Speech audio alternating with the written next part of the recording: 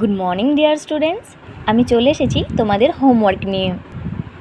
আর আমি যে হোমওয়ার্কগুলো খাতায় আজকে দেব, সেই হোমওয়ার্কগুলো তোমাদের খাতায় দিতে তোমাদের সাহায্য করবেন তোমাদের বাড়ির গার্জেন বা বড়রা।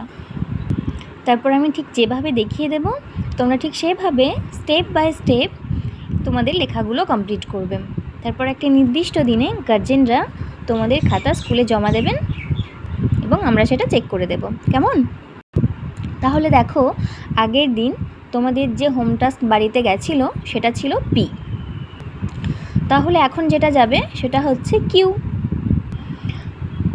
তোমরা কিন্তু আগেই সবাই ও লিখতে শিখে গেছো।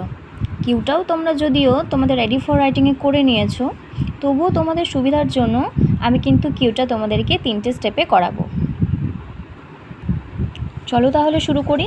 প্রথম স্টেপটা দেখবে, এই যে এই ওপরে লাল দাগ থেকে শুরু করবে, প্রথম দাগে শুরু, এবং এই 3 দাগের মধ্যেই কিন্তু এটা থাকবে।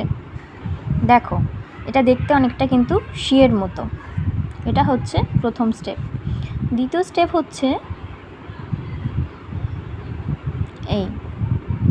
এই শিটাকে তোমরা নিয়ে গিয়ে এই যেখান থেকে স্টার্ট করেছিলে সেখানে মিলিয়ে দেবে।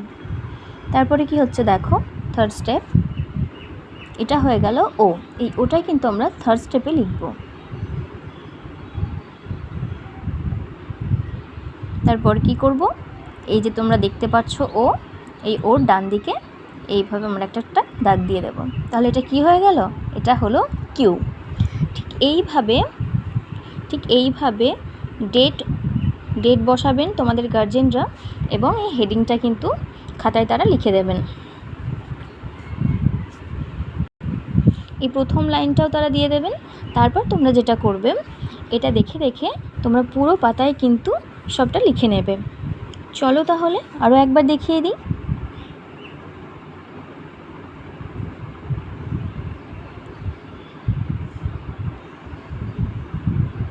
3 দাগের বাইরে কিন্তু কোনোভাবেই বেরোবে না।